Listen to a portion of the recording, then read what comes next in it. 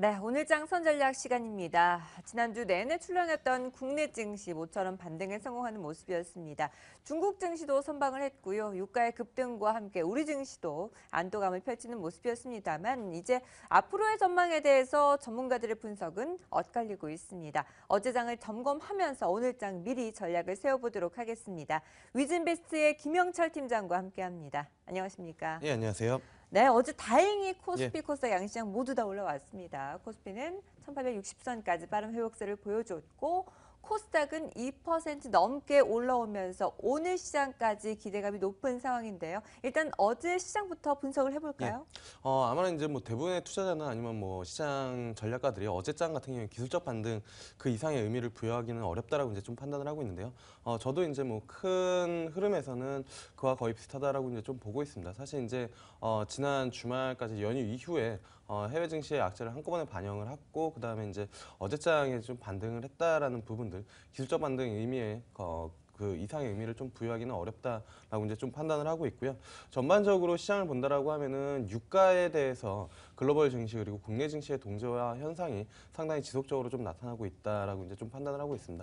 뭐 금요일장에 유가 상당히 이제 큰 폭으로 반등을 하면서 그러한 부분들이 어제장에 국내 투자 심리 그리고 아시아 뭐 주요국의 움직임들을 같이 이끌어내지 않았나 이렇게 좀 판단을 하고 있습니다. 네, 글로벌 증시와 함께 기술적인 반등으로 보고 있습니다. 추가적인 상승 여부는 좀 더 분석을 해봐야 될 것 같은데요.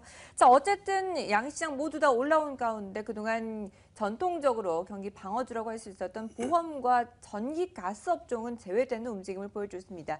이제 경기 방어주들에 대해서는 어떤 전략이 필요할까요? 상대적으로 이제 어제 반등의 경기 방어주들이 이제 뭐 많이 못 올랐던 것은 네. 상대적으로 안 빠졌기 때문이다라고 이제 좀 보는 게 좋을 것 같고요. 어제 대부분의 많이 오른 업종들 같은 경우에 이제 낙폭 과대주들이었기 때문에 그러한 쪽으로에 대한 매수액 그리고 지금 현 시장 같은 경우에는 포트폴리오 그 리밸런싱이 좀 나타나고 있지 않나 이렇게 좀 판단을 하고 있습니다. 뭐 아시는 것처럼 고밸류에이션의 종목들이 상당히 이제 큰 폭, 뭐 바이오 종목을 중심으로 해서 큰 폭으로 낙폭을 좀 보여줬고 이러한 흐름이 뭐 국내 시장뿐만이 아니라 미국 시장에서 좀 나타나고 있는 그런 상황이기 때문에 현 시장에서는 뭐 방어주다 아니면 민감주다 이쪽으로 확실히 한쪽 섹터에 베팅을 하기보다는 적절한 그 포트폴리오 전략이 좀 필요한 그런 구간이지 않을까 이렇게 좀 보고 있고요. 그리고 이제 한쪽 섹터를 뭐 잡아가지고 바이앤홀드 전략도 아니고 어쨌든 그 포트폴리오 안에서 상당히 이제 뭐 빠르게 좀 짧게 대응을 해야 되는 그런 구간이지 않을까 이렇게 좀 보고 있습니다. 네, 포트폴리오에 대한 재조정과 함께 짧은 대응 전략을 제시해 주셨습니다. 자, 그리고 은행주들의 움직임이 상당히 눈에 띄고 있습니다. 글로벌 증시 속에서도 탄력적인 움직임을 보여주고 있는 이 은행주들, 만능통장이라고 할 수 있는 ISA에 대한 기대감도 높은 가운데 저가 매수도 빠르게 유입되는 양상을 보여줬고 하지만 그럼에도 불구하고 지난 하반기부터 줄곧 내림세를 보여줬는데요. 유럽과 일본 등에서 마이너스 금리 도입과 함께 이런 수익성 악화에 대한 불안감은 여전히 남아있는 상태입니다. 앞으로는 어떻게 대처를 해야 될지 참 궁금하네요. 예, 사실 뭐 은행주 같은 경우에는 저는 지속적으로 좀 보수적으로 좀 대응을 해야 되지 않을까 이렇게 좀 보고 있습니다. 물론 이제 네. 그 싸다라는 측면에서는 모두 다 시장에서 동감을 하고 있지만 이러한 부분들이 얼만큼 기대 수익률을 끌어올리면서 뭐 수익률을 올릴 수 있을지에 대한 부분들은 대부분 그렇게 기대치가 높지 않다라는 부분들이거든요. 그리고 은행주 같은 경우에는 금융 위기 이후에 이제 좀 반등을 했지만 주봉이나 월봉 장기 추세를 보면 지속적으로 좀 하락하고 있는 그런 부분들이고 이러한 흐름들이 글로벌 저금리와 상당히 좀 맞물려 있지 않나 이렇게 좀 보고 있습니다.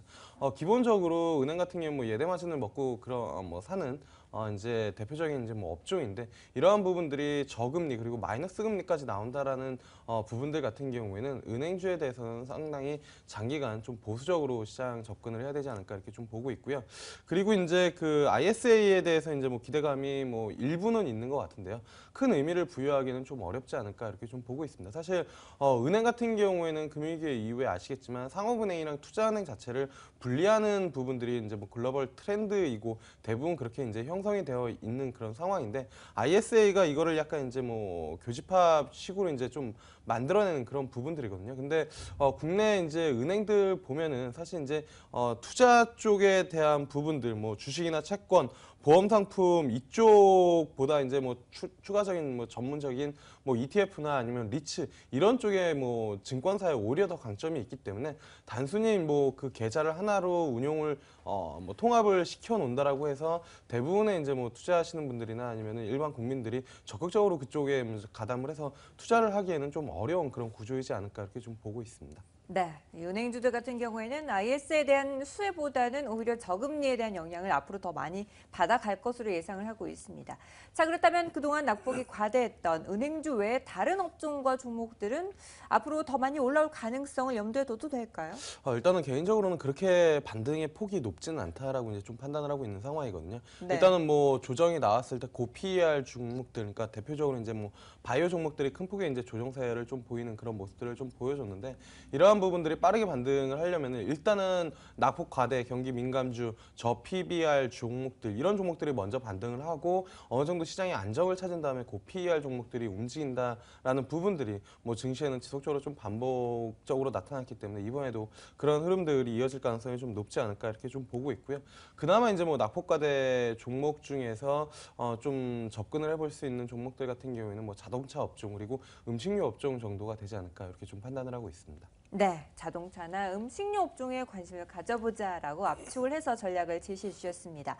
사실 어제 반등을 보여주긴 했지만 여전히 시장의 위험 리스크 요인들은 남아있는 상황입니다. 추세적으로 글로벌 경기 둔화에 대한 우려감도 팽배한 상태이고 유가가 급등을 하긴 했습니다만 여전히 추세적으로는 하락세가 멈추지 않고 있는 상황에다가 대내적으로는 북한발 악재도 끼어 있는 상황인데요. 앞으로는 호재를 찾기가 상당히 어렵네요. 예. 시장 어떻게 바라봐야 될까요? 방향을. 현 시장 같은 경우는 아직까지도 그 이제 위험 회피 심리가 좀 강하게 작용을 하는 그런 시장이다라고 이제 좀 판단을 하고 있습니다. 뭐 골드 같은 경우가 이제 뭐 금 같은 경우가 저점에서 이제 좀 반등을 해주면서 물론 이제 뭐 최근에 증시가 뭐 한 2거래일 정도 반등을 하면서 차익 실현이 좀 나오긴 했지만 여전히 뭐 리스크 오프 그 상황이다라고 이제 좀 보시면 좋을 것 같고요. 이러한 부분들, 그러니까 시장에서 모두 다 알고 있는 이 악재들의 강도가 약화되는 그런 시점이 정말로 뭐 추세적인 어느 정도 레벨업을 해줄 수 있는 그런 구간이지 않을까 이렇게 좀 보고 있는데 대표적으로 이제 뭐 유로존 은행주에 대한 부분들을 좀 살펴봐야 될 것 같고요. 그리고 이제 유가에 대한 부분들이 저는 가장 중요한 팩터가 되지 않을까 이렇게 좀 보고 있고 여기에 이제 뭐 한 가지 더 본다라고 하면 중국 증시에 대한 부분들이지 않을까 이렇게 좀 보고 있습니다. 그래서 전반적으로 이러한 세 가지 크게 보면 세 가지 악재가 완화되지 않는 이상은 전반적으로 지수 레벨을 뭐 짧게 잡고 박스권 대응을 하는 게 유효하지 않을까 이렇게 좀 보고 있습니다. 네, 유가가 더 많이 반등을 해야겠습니다. 중국 증시도 안정 이후에 추세적인 상승으로까지 방향 전환이 되어야만 우리 증시도 의미 있는 레벨업이 가능할 것 같습니다. 자, 그리고 또 다른 변수가 있습니다. 이제 연휴가 끝나고 금통위에서 그 전에는 또 금리 인상에 대한 가능성까지 솔솔 피어 올라왔었는데 일단은 동결이 우세한 상황입니다. 이런 상황에서는 시장 전체적으로 어떤 전략이 필요할까요? 일단은 뭐 시장 전반적으로 이렇게 호재가 많지는 않은 그런 상황이다라고 이제 좀 보고 있는 상황이고요. 그다음에 이제 뭐 금리에 대한 부분들도 사실 지금 한국은행이 뭐 건드리기에는 쉽지는 않은 그런 상황이다라고 이제 좀 보고 있습니다. 그래서 전반적으로 앞서도 이제 뭐 세 가지 주요 팩터가 있다라고 말씀을 드렸지만 그 중에서 이제 좀 민감하게 좀 지켜봐야 될 부분들, 그러니까 증시의 분위기를 한꺼번에 뭐 바꿀 수 있는 부분들은 이제 각국 중앙은행의 공조가 가장 필요하지 않을까 이렇게 좀 판단을 하고 있고요. 사실 뭐 금융위기를 헤쳐나갈 수 있었던 그런 부분들도 각국 중앙은행의 이제 뭐 강력한 경기 부양책이었기 때문에 이번에서도 만약에 분위기 전환이 필요하다라고 하면은 그러한 부분들이 좀 필요하지 않을까. 흔히 이제 뭐 Don't fight the Fed라고 해서 이제 뭐 중앙은행에 반하지 말라 이러한 부분들이 금융위기 지속적으로 시장에서는 뭐 나오고 있는 뭐 격언 아닌 격언으로 형성이 되어 있기 때문에 지금 같은 경우에도 뭐 각국의 중앙은행 특히나 이제 뭐 미국이나 아니면은 그 ECB 회의 그리고 이러한 부분들에서 뭐 정책적인 드라이브가 강하게 걸린다라고 하면은